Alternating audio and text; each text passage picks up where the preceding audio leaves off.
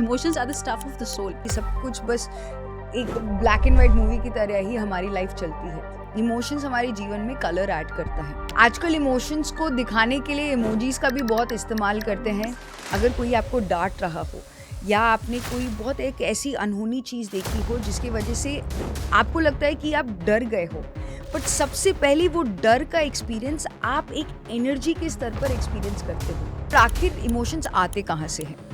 Emotions किसी दो criteria की बेसिस पर हम एक्सपीरियंस करते हैं। पहले है वो इमोशन को जब आप डील नहीं करते हो, उसको महसूस नहीं करते हो, तो वो एक ट्रैप्ड इमोशन बन जाता है। और आपका जो एमिगडाला है, जो आपका इमोशनल एक्टिविटी के लिए जाना जाता है, वहाँ पर भी यूजुअली हम एक सिंपैथेटिक मोड में रहते हैं, फाइट और फ्लाइट रिस्पॉन्स में रहते हैं। तो मेडिटेशन क्या करता है, हमारा पैरासिम्पैथेटिक नर्वस सिस्टम एक्टिव करता है, यानी कि हीलिंग। तो हम जो चार्ज इमोशन फील करते हैं, उस एक्सपीरियंस को बार बार देखकर हम उसको एक बहुत ही रिलैक्स्ड वे से देखते हैं। हर सेकेंड बाहर का एनवायरनमेंट हमें इफेक्ट करता है। तो हर दिन हमें साफ करना, ब्रेथ के द्वारा अपने आप को न्यूट्रल रखना बहुत बहुत जरूरी है।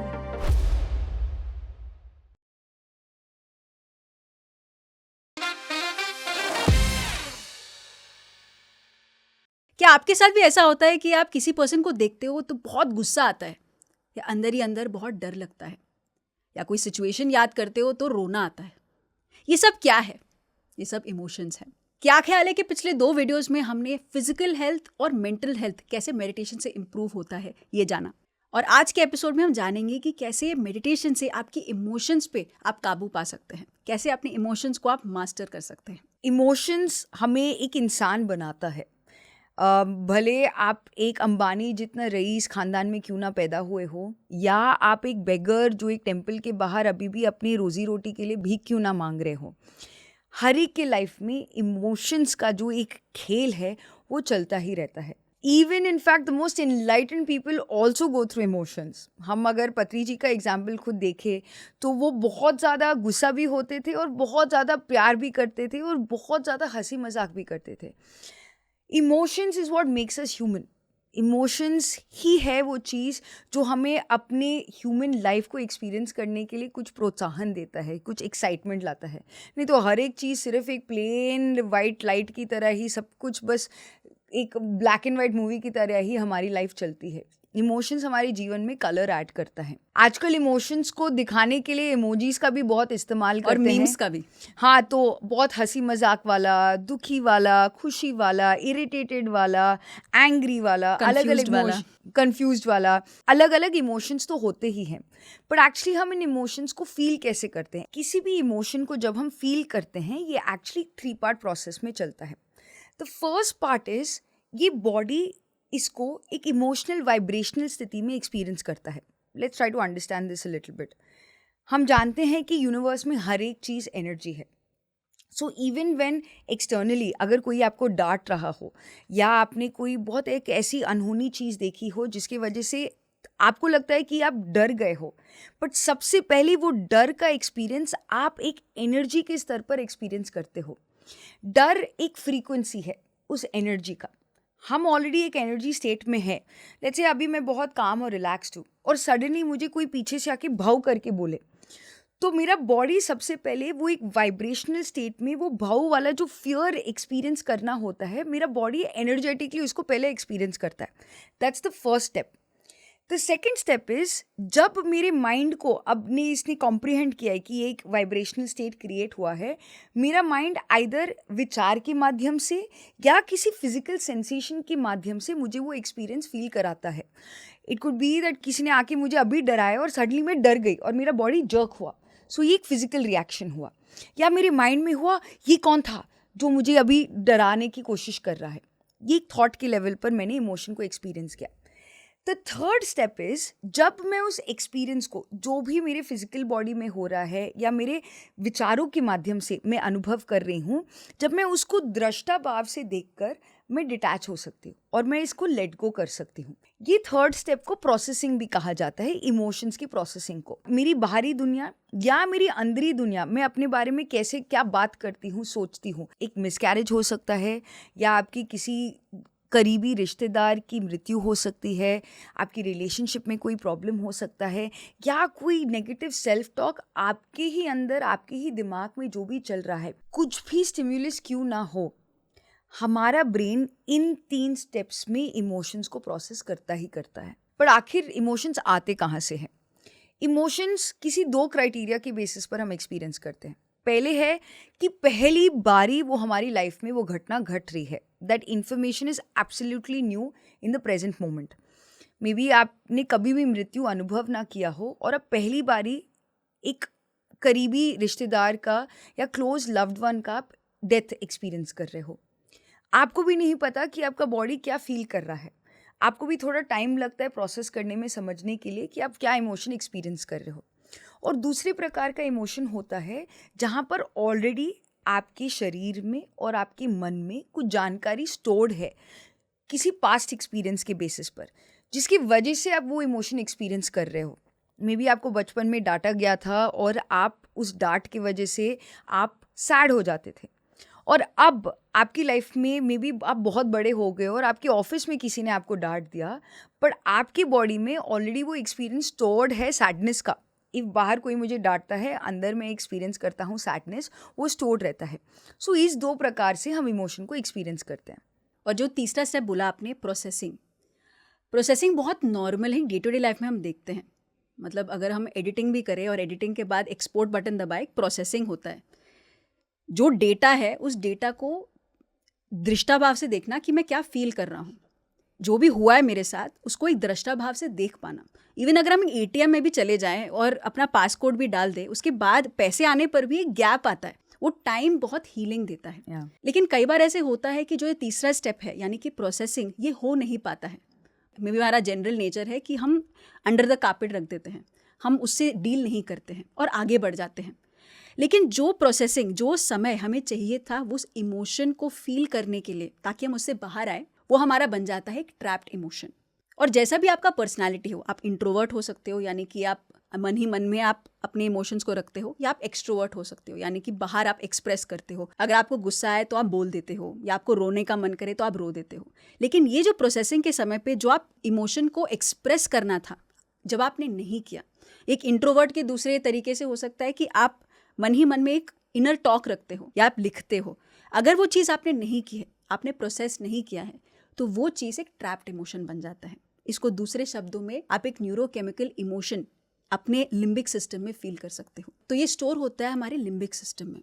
लिम्बिक सिस्टम में हिपोकैम्पस आता है जो हमारा लॉन्ग टर्म मेमोरी के लिए जाना जाता है। जब हम उसको एक्सप्रेस नहीं करते हैं, एक ट्रॉमा जैसे, एक लॉन्ग टर्म मेमोरी जैसा स्टोर होता है।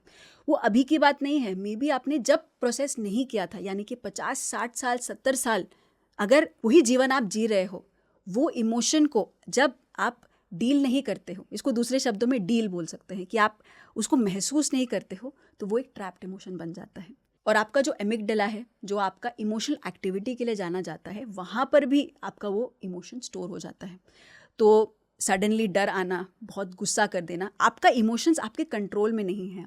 एक बहुत ही फनी, एक बहुत रिलेटेबल एग्जाम्पल है कि जब हम प्याज काटते हैं, वो नाइफ में उसका जो स्मेल है, उसका जो इफेक्ट है वो रहता है। जब हम खाते हैं उसका इफेक्ट भी हमारे मुंह में ज़्यादा समय तक रहता है, क्योंकि बहुत ही स्ट्रॉन्ग फ्लेवर है।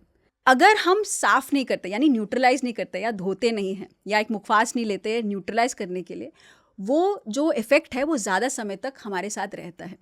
तो that is why even processing हमारे एक्सट्रीम इमोशंस, या इवन एक फिजिकल चीज़ लाइक अनियन, आपको उसको न्यूट्रलाइज करना बहुत ज़रूरी है, जो हम करते नहीं हैं। तो समय समय तक वो स्टोर्ड इमोशंस हमारे साथ रह जाता है। जब हम इमोशंस को प्रोसेस नहीं करते हैं, प्रोसेस का दूसरा शब्द है उसको दृष्टाभाव से देखना, कि एक घटना को एक न्यूट्रल स्थिति में देखना, या इमोशन को एक न्यूट्रल स्थिति से देख पाना। जब हम वो शिफ्ट करते हैं टू अ न्यूट्रल स्टेट, तब हम इस इमोशन के जाल से, उस ट्रैप्ड इमोशन के जाल से हम बाहर आ सकते हैं। And that is where meditation comes in. तो मेडिटेशन में हम क्या कर रहे हैं, हमारे सांसों को एक न्यूट्रलाइजर बना रहे हैं, एक एंकर बना रहे हैं। तो जब भी कोई विचार आता है, कोई इमोशन राइज होता है, so that is why meditation is so important. Meditation क्या करता है, जो सांस है उसको एंकर बनाता है, एक न्यूट्रलाइजर बनाता है। तो जब भी कोई थॉट आता है, कोई इमोशन राइज होता है, कोई पुरानी बात सामने आ जाती है, तो हम उसको दृष्टाभाव से देखते हैं। तो हम भागते नहीं है, ना तो छुपते हैं, उसको वैसे ही कि वैसे देखते हैं। हर बार जब हम मेडिटेट करते हैं, वो जो एक्सपीरियंस, वो ट्रॉमेटिक एक्सपीरियंस हो सकता है, वो इमोशन जो ट्रैप्ड है, वो बार बार आपके सामने आता रहेगा। ये एक बार की बात नहीं है। उसको बहुत एक सिंपल एग्जाम्पल से समझ सकते हैं कि जब पानी के ग्लास में कीचड़ होता है, कीचड़ जब हम उसको दृष्टाभाव से देखते हैं, वो धीरे धीरे सेटल होने लगता है। जब जब हम बार बार मिलाते हैं, वापस से सरफेस पे आता है, फिर उसको सेटल होने देते हैं। जब जब नया पानी ऐड करते हैं, वो कीचड़ भी कम होने लगता है। So it's a very beautiful way to understand कि आपको दृष्टाभाव से उसको देखते रहना है। Yeah. और जैसे हमने पहले भी कहा है, यूजुअली हम एक सिंपैथेटिक मोड में रहते हैं, फाइट और फ्लाइट रिस्पॉन्स में रहते हैं। तो मेडिटेशन क्या करता है, हमारा पैरासिम्पैथेटिक नर्वस सिस्टम एक्टिव करता है, यानी कि हीलिंग। तो हम जो चार्ज इमोशन फील करते हैं, उस एक्सपीरियंस को बार बार देखकर हम उसको एक बहुत ही रिलैक्स्ड वे से देखते हैं, तो हमारा फ्रीक्वेंसी भी बढ़ता है, यानी कि हमारा एनर्जी भी बढ़ता है। तो हम हर एक चीज़ को एक बहुत ही प्यारे तरीके से देख पाते हैं। That is why everyday meditation, everyday ज़्यादा से ज़्यादा समय बैठना बहुत ज़रूरी है। सो ये जो ट्रैप्ड इमोशन है, जब हम उसको एक्सप्रेस या दृष्टाभाव से नहीं देखते हैं, तो यही चीज़ एक डिजीज़ के फॉर्म में आ जाता है। सिंपली बोल सकते हैं कि IBS जैसे problems, reproductive problems, heart problems, diabetes, thyroid, ऐसे कई डिजीज़ेस है, या वो कैंसर क्यों ना हो, ऐसे सिवियर से सिवियर डिजीज़ केवल ये इमोशनल ब्लॉक्स की वजह से ही होता है। तो जब हम मेडिटेशन करते हैं, and that is such a beautiful process, क्योंकि जब हम ऑक्सीजन ले रहे होते हैं, it is a new start, it's a new fresh beginning. और जब ये जो टॉक्सिन्स हमारे अंदर इमोशंस के द्वारा रिलीज होते हैं, एक तो प्राण एनर्जी, जैसे हमने पहले भी बात की है कि प्राण ऊर्जा, जो हम कॉस्मिक एनर्जी हमारे अंदर प्रवेश करती है, तो जहाँ जहाँ पे ये जो ऊर्जा के धब्बे बोल सकते हैं हमारे एथरिक बॉडी में, जो हमारी ऊर्जा शरीर है, वहाँ से हमारा पूरा जो रिलीज है वो होने लगता है एनर्जेटिकली, क्योंकि हम ऑक्सीजन ले रहे हैं, हर एक सेल में वो ऑक्सीजन पहुंच रहा है। तो एक न्यू बिगिनिंग, एक न्यू स्टार्ट, हमारा बॉडी ही एक इंडिकेशन दे रहा है कि शुरुआत होना चालू हो जाए, कि पैरासिम्पैथेटिक यानी कि एक हीलिंग, एक रिपेयरिंग मोड में हम चले जाएं। हर दिन का एक प्रैक्टिस होना ज़रूरी है, every day in the morning, every day at night. जैसे हम ब्रश करते हैं या हम घर को साफ करते हैं, हर समय नया डस्ट आ जाता है, इसलिए हम डेली डस्टिंग करते हैं। सेम चीज़ हमारे जो इमोशंस है, क्योंकि emotions are the stuff of the soul, हर सेकेंड बाहर का एनवायरमेंट हमें इफेक्ट करता है। तो हर दिन हमें साफ करना, ब्रेथ के द्वारा अपने आप को न्यूट्रल रखना बहुत बहुत ज़रूरी है। सो मेडिटेशन में एक्चुअली ब्रेन के वो रीजन्स एक्टिवेट हो जाते हैं जो फाइट और फ्लाइट रिस्पॉन्स, जैसे आपने कहा, रिएक्शन मोड में ना जाते हुए उसको नॉन जजमेंटल वे में बस जो हो रहा है उसको देखने के लिए हेल्प करता है। इसलिए बहुत बारी दूसरी चीज़ जो होती है मेडिटेशन में, कि अनजाने में ही हम बहुत रोना शुरू करते हैं, या बॉडी में बहुत ज़्यादा शेकिंग होता है, या we feel pain in some parts of the body. बहुत बारी हम उसको कहते हैं कि एनर्जी फ्लो हो रहा है। We have to understand that emotions are actually energy in motion. तो जो जो एरियाज़ में हमारे ट्रैप्ड इमोशंस रहते हैं, यानी कि फियर और अबैंडनमेंट की जो इश्यूज़ हैं, जो बहुत हमारे रिप्रोडक्टिव ऑर्गन्स के आसपास बहुत स्टोर हो जाते हैं, एंग्जाइटी, लोनलीनेस, धोखा वाला फीलिंग्स को एक्सपीरियंस करते हैं, वो हमारे हार्ट सेंटर में एक्सपीरियंस करते हैं। एंड एक्चुअली बहुत बारी जब हम मेडिटेशन करते हैं, हम एक्सपीरियंस सुनते हैं कि आपके आँखों से आंसू आ रहा है, या बहुत सारे बॉडी पार्ट्स में बहुत इंटेंस पेन फील कर रहे होते हैं, या आपका बॉडी बहुत विगरसली शेक कर रहा है, क्योंकि emotions are energy in motion.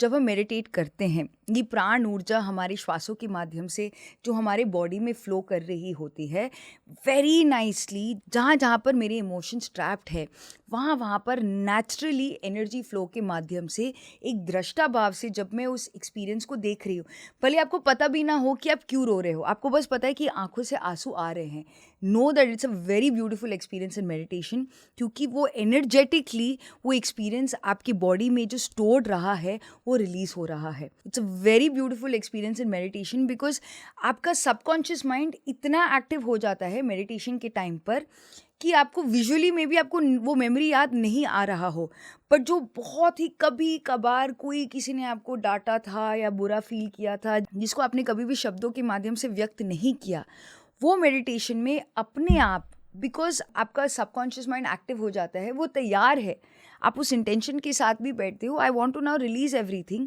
वो ऑटोमेटिकली वो रिलीजिंग प्रोसेस खुद हो जाता है। आप खुद आनापानासती मेडिटेशन में बस अपनी सांसों को देखते हुए हमारे ट्रैप्ड इमोशंस को जस्ट एक इंटेंशन के माध्यम से हम रिलीज कर सकते हैं। इमोशंस एक बहुत ब्यूटीफुल है लाइफ को और कलरफुल बनाने के लिए, और मेडिटेशन को जब हम अपनी लाइफ में एक एवरीडे पार्ट बना देते हैं, ये कलरफुल लाइफ और भी रंगीन हो जाती है, और भी खुशहाल हो जाती है. And everyone can experience this emotional freedom through meditation. अगले क्या ख्याल है कि एपिसोड में हम कवर करने वाले हैं स्पिरिचुअल हेल्थ.